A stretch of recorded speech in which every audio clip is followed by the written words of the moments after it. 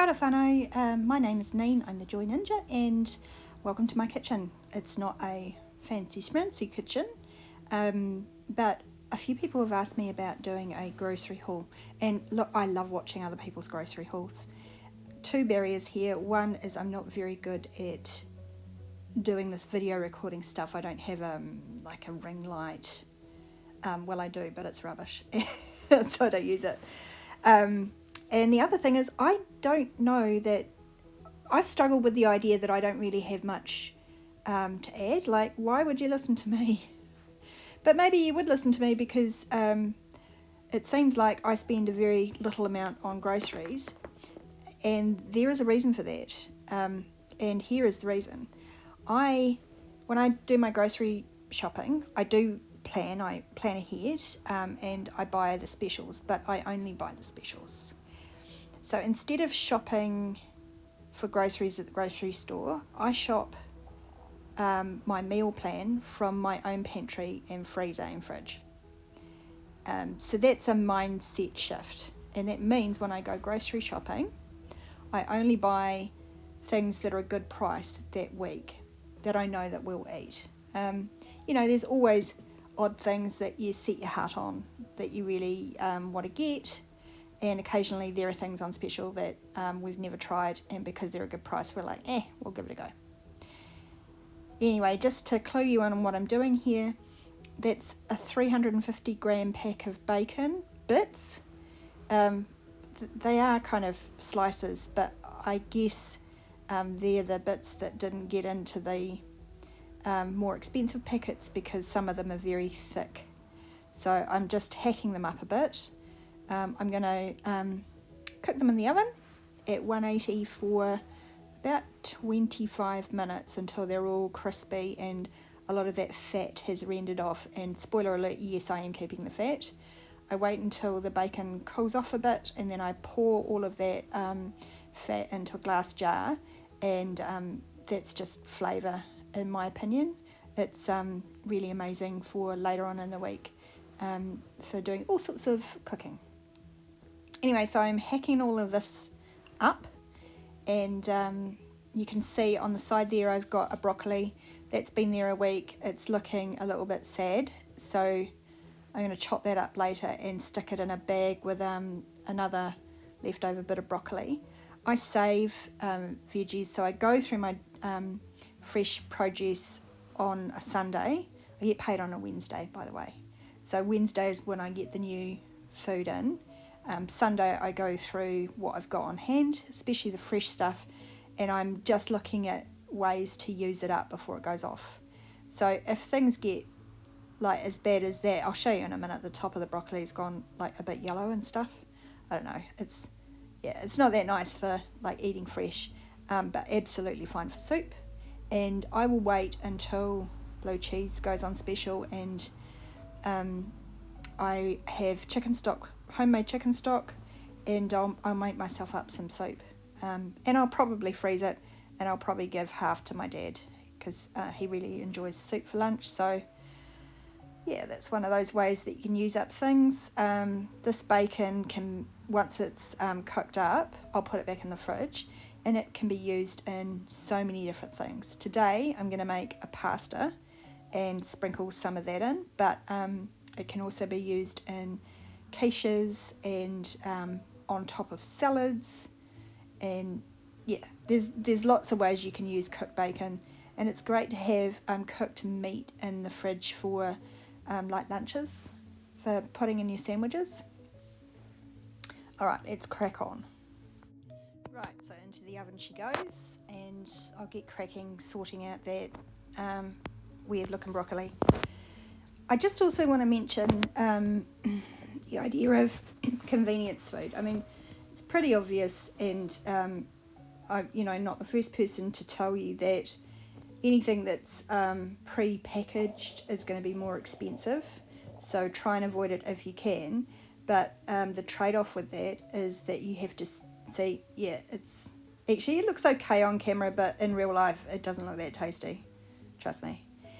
Anyway, so the trade-off with not buying convenience food, buying whole food, is that you have to spend the time. And if you haven't been following me for a while, then you won't know that I'm a solo parent. Time is not something that I have a lot of. I'm fortunate in a sense that I'm not working full-time at the moment. So I have a little bit more time than if I was working a full-time job.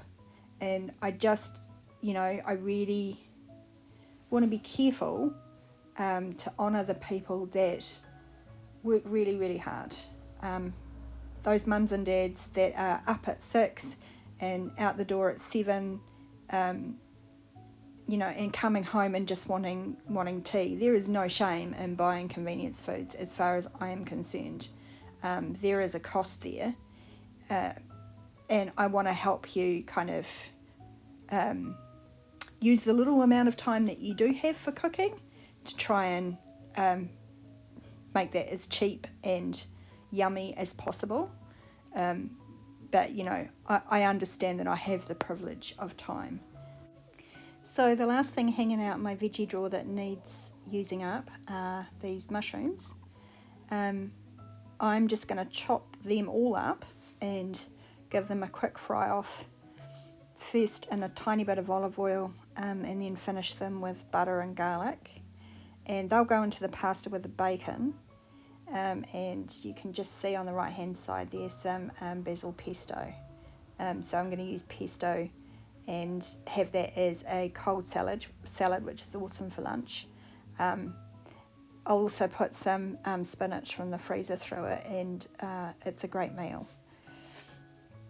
Yeah, so I mention the mushrooms because I like to think in terms of kind of combinations of things that go well together. When I'm out doing my groceries, I mentioned that I shop from my pantry, and when it comes to fresh produce that won't, that's not going to last a long time, I just buy the specials. So I go in knowing that I want to spend $20 on fruit and veg, say, but I don't go in going, okay, I need courgettes and mushrooms and 1 bell pepper this week. Because this might be the week that courgettes are $15.99 a kg, and it happens, doesn't it? So I try and be a little bit more flexible about the veg aspect of things, and I buy what I can on a Wednesday that looks good and is a reasonable price, and I kind of plan from there. But because this is Sunday, I'm just using up what I've got. As I mentioned, I'll put some of this into a pasta. I'll put some of this aside. Even if I'm not going to use it in the next week, you can freeze this cooked up with the butter and garlic, and it can be a great side dish. You could throw it into a pie with some gravy and some chopped up rump steak, and make a quick family pie out of it. You could put it into a quiche or an omelette, and it's already got all of the flavour and stuff, so you're saving yourself heaps of time.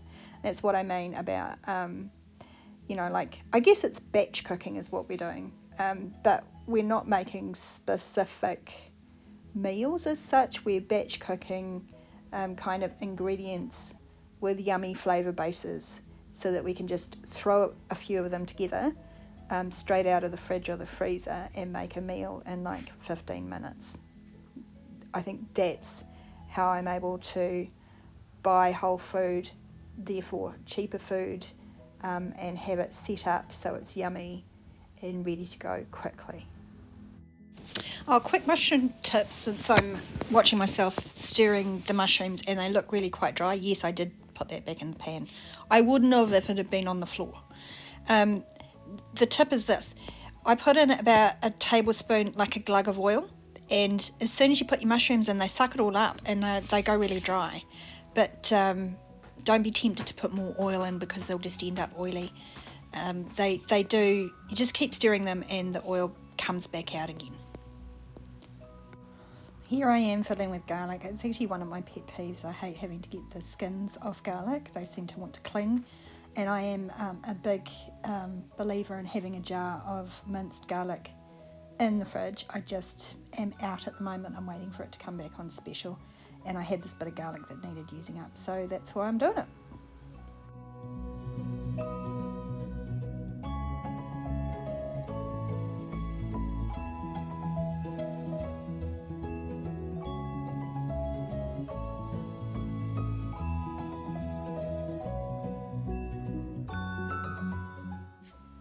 Mushrooms are nearly done. They might have 2 or 3 more minutes, and I always like to finish them with the garlic. I put it in at the end so it doesn't burn, and because it can taste a bit bitter. So I put it in the end with a little bit of butter. I just have always done that. That's how my mum taught me to do mushrooms.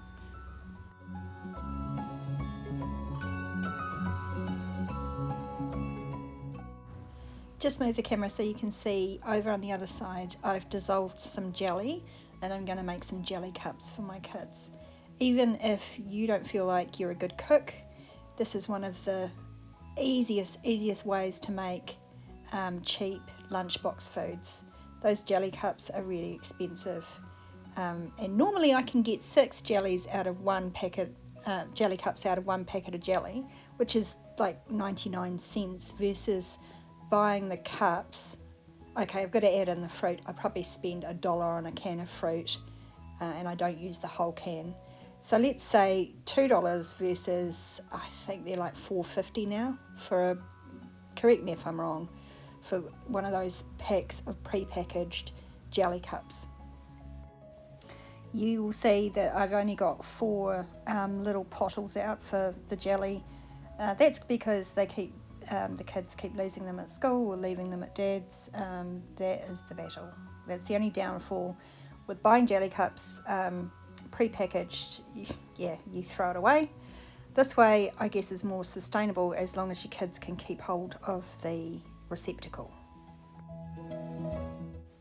My pasta's just about there, just about cooked, and the bacon needs to come out of the oven. But while I'm waiting, I did my grocery shopping, and I did it online this week.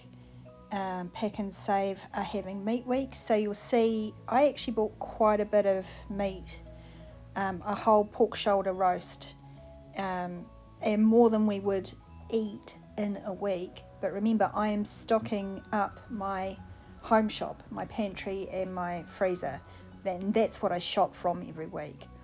So this isn't a process that happens overnight. If you want to start shopping this way, and I do believe it will save you money in the long term, every week buy a little bit extra. So if you're buying tomatoes in a can this week and you need 2 cans, buy 4 and put 2 up. And over time you will start to stock up your home shop. And just start with the pantry stuff, the long life stuff. I don't worry about veggies and that. The other thing is, if you can afford to get it, getting a chest freezer is a really, really good investment, because then you can start to store things like bigger portions of meat. I don't know if you've noticed, but quite often the special prices on meat are only on the bigger lots. So you might see mince for $15.99 a kg, and then you go to the supermarket and see they've only got that price on the trays that are around the kg mark. If you only want 250 grams, you're paying more. So it was noticing that a couple of years ago that made me go back to this style of budgeting for food. And I say go back to because this is how my mum and my grandmother shopped. They didn't always get meat every week. They didn't always, they always had veggies, especially my grandparents had a veggie garden, and they had produce in the laundry. So jars and jars of plums, because Granddad had a plum tree, and pickled cabbage, and Grandma had a massive freezer with all the leftover produce out of the garden that they weren't able to eat. Oh, look, bacon. I'm just showing you the last of the ingredients to go in, And I've also got some spinach in the freezer, which I will chuck into that pasta. So after an hour, I've got a pasta salad for either dinner or lunches, some bacon bits and some jelly cups for the kids' lunch boxes. And I've managed to save a couple of veggies from the bin. I really hope that was useful. Just to sum up, I try not to throw anything away. The freezer is your best friend in that regard. Secondly, my pantry is my grocery store. I meal plan from what I've got on hand. And I build up a good pantry stock by just buying stuff that's on special. That's going to take a little while, 6 months to a year, to have a fully stocked pantry. So tell me in the comments below, what do you think about this method of shopping from your pantry instead of just buying it all from the supermarket and just getting a week's worth?